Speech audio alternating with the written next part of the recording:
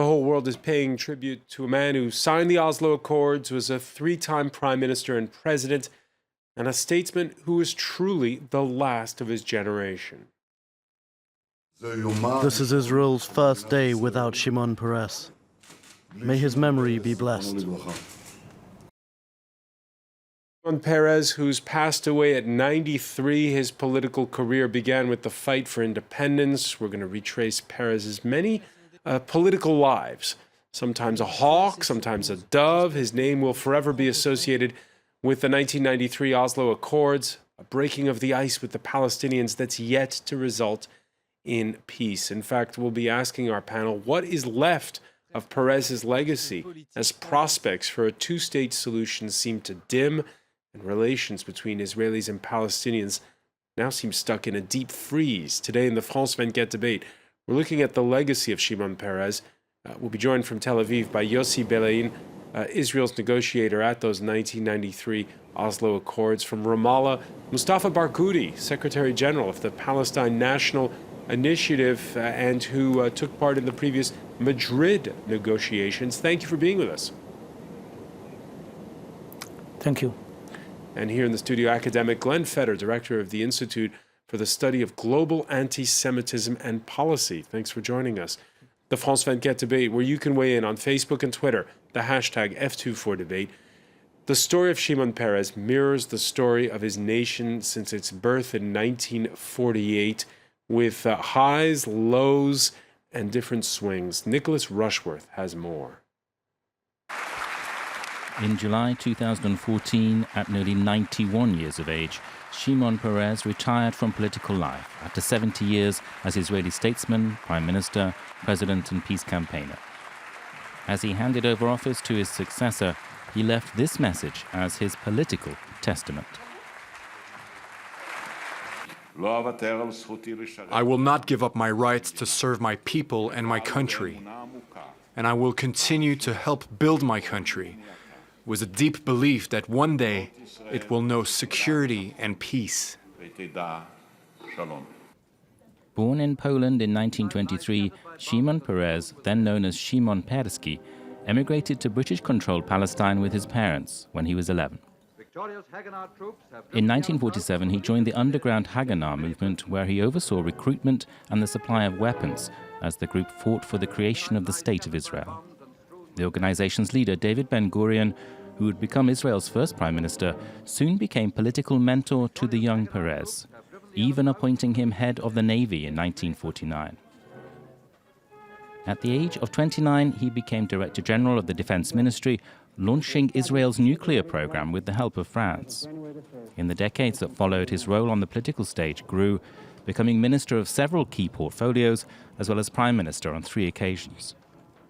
During the 1970s, he supported the Jewish colonization of the West Bank, but some 20 years later, he was to play a major role in fostering the Oslo Peace Agreement with the Palestinians, a deal that earned him the Nobel Peace Prize in 1994, an award he shared with Palestinian leader Yasser Arafat and the then Israeli Prime Minister Yitzhak Rabin.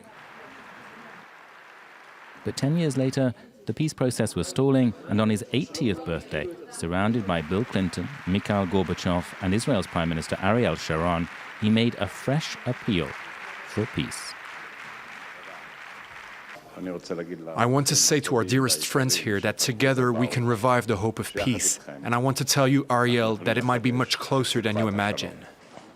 After a string of setbacks at the polls on June 13, 2007, Peres was elected Israel's 9th president. It's no secret that I have many misgivings about taking this job. I'm no longer a young member of the Israeli parliament. I have already carried out all the key jobs of government and known some failures, but also a good share of successes, which I hope have been a positive contribution to the well-being and security of the state. Once viewed as a mere ceremonial role, Peres used his presidency to push further for peace, breaking with protocol along the way. In 2008, he invited Mahmoud Abbas to the presidential palace. A first for a president of the Palestinian Authority, he continued to advocate the idea of a two-state solution with the Palestinians. The two men found themselves side by side once again in 2014 as, alongside Pope Francis, they planted olive trees in the gardens of the Vatican and prayed for lasting peace. Yossi Beilin, as we saw, that report almost looked like a report of Israel's history since independence there. And I want to ask you, because your relationship with Shimon Peres goes way back. You were his cabinet secretary as far back as 1984. Is the Shimon Peres that we saw as president the same as the man you first met? No, there are many Shimon Pereses. During life of 93 years, you are never the same person. And I think that he matured through the different functions that he fulfilled, and eventually became the symbol for peace, for security, for a good relationship between Israel and our neighbors, and understanding that the national interest of Israel is to develop the good relations in our neighborhood rather than the other way around. What kind of a boss? What kind of a boss was he? Point, what kind of a boss was he when you first worked for him? He was a boss that never raised his voice and never expressed his dissatisfaction, even if he was frustrated. It was not easy, by the way. Sometimes you prefer to be told exactly what went wrong if your boss thinks that something went wrong. It was difficult with him. Sometimes I could know from the secretaries at the office that he was not too happy about an interview that I gave or an idea that I expressed about the PLO when he was still against talking to the PLO or something like that. But he was in many ways indirect. All right, before we ask about the Oslo Accords, before we ask about that whole period, let me first turn to you, Mustafa Barghouti. What's the moment you'll remember from the life of Shimon Peres?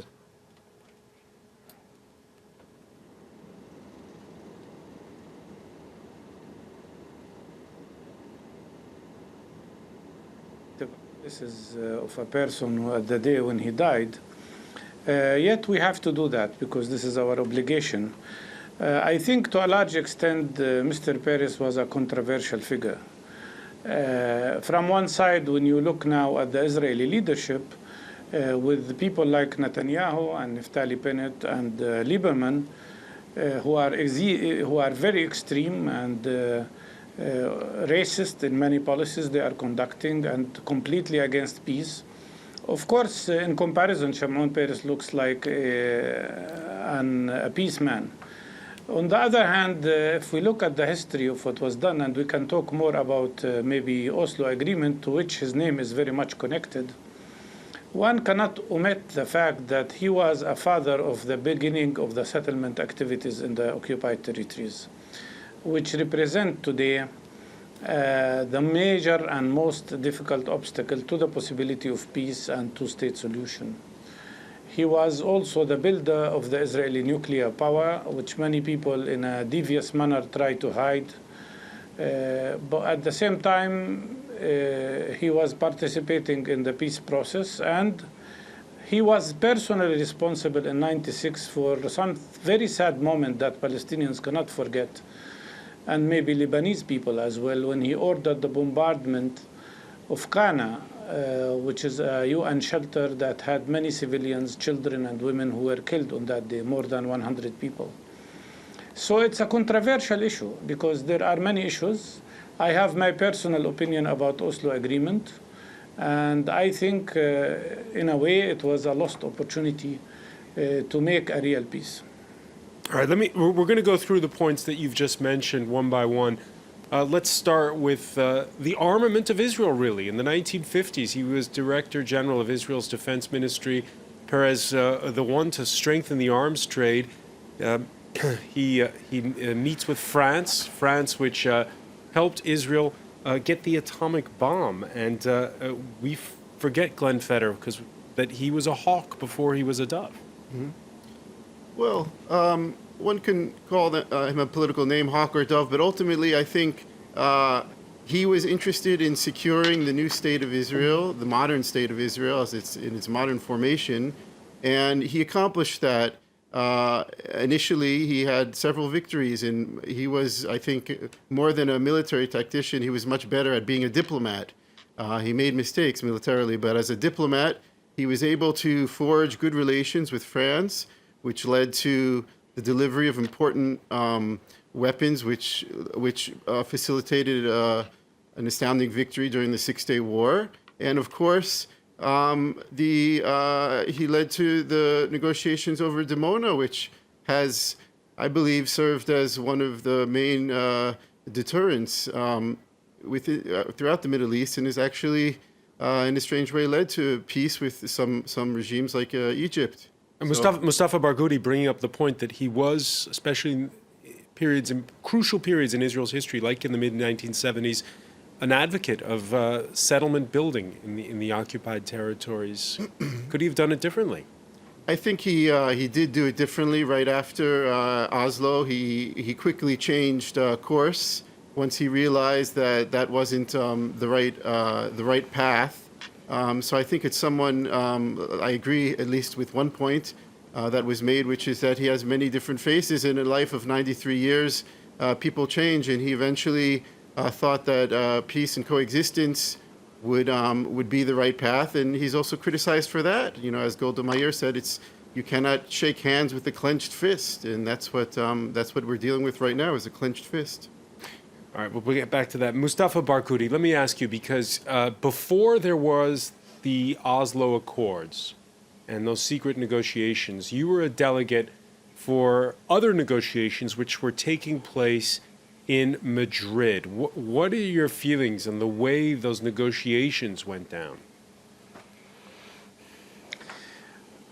I feel very sad about what happened, because I believe that the Madrid negotiations, which led later to bilateral and multilateral negotiations in Washington, could have led to the establishment of real peace and an independent, free Palestinian state and ending the occupation. In my opinion, Shimon Peres did not change his course, he adjusted the course. In reality, at that time, Palestinians were conducting an uprising that changed the world opinion about what's happening. It showed that Israel was a colonial power oppressing and suppressing the Palestinian civilian population. And Israel was losing the ability to continue the control of the occupied territories in the same old manner. In other words, the Palestinian uprising, which was mainly nonviolent, created a new balance of power, which, in my opinion, would have led to a solution, and that was the idea of Madrid negotiations. Shimon Peres was very smart, in my opinion, very intelligent, but devious at the same time. He created the Oslo path, which is directly with the leadership of the PLO, and he understood very well the need of the leadership of the PLO to get directly involved, but he pushed them into the direction of a bad agreement, in my opinion, Oslo agreement, which did not include stopping the settlement activities. It did not include really ending the occupation. When we criticize, and that's why I think the Oslo back channel practically undermined the negotiations, which would have led, in my opinion, to a real solution. I know all the other factors, but at the same time, I have to say that we lost an opportunity there. All right, let me bring in Yossi Beilin on this. Because of Oslo agreement. Let me bring in Yossi Beilin on this. First of all, describe to us, how does it happen? How do you wind up going to Oslo? Well, the point was that the negotiations in Washington between Israel and a very bizarre delegation of Jordan and Palestinians went nowhere. That was, by the way, created by the Madrid conference that Dr. Barghouti is so impressed by. It was a joke that we could have an agreement with a joint Palestinian and Jordanian delegation. And I understood that in order to get to something serious, rather than to talk nonsense about modalities, we should talk directly to the PLO. I was the person who pushed for changing the Israeli law, which prohibited us to talk directly to the PLO. And immediately, one day after the Israeli Knesset changed the law, we began our talks with the PLO people, with Abu Ala, Ahmed Kurea, and his colleagues. I could not tell Mr. Peres about this back channel, although I was his deputy. He was a foreign minister, I was his deputy, because with the very bad relationship between Prime Minister Rabin and Foreign Minister Peres, Rabin prevented Peres from dealing with the bilateral talks with the Palestinians and with the Syrians. And I knew that had I told Peres that I was beginning such negotiations, he would immediately tell Rabin about it, and Rabin would have stopped it. So I knew that I have to address Peres only when I have an initial paper agreed by both sides. And then it would be much more difficult to dismiss it, and that is exactly what happened after 2 rounds of talks in Oslo. And then I told Peres about it, he told Rabin about it, and Rabin gave us the green light to continue.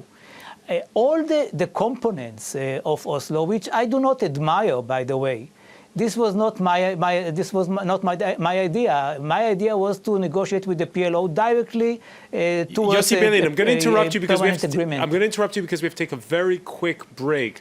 We'll be right back. You're watching the France 24 debate.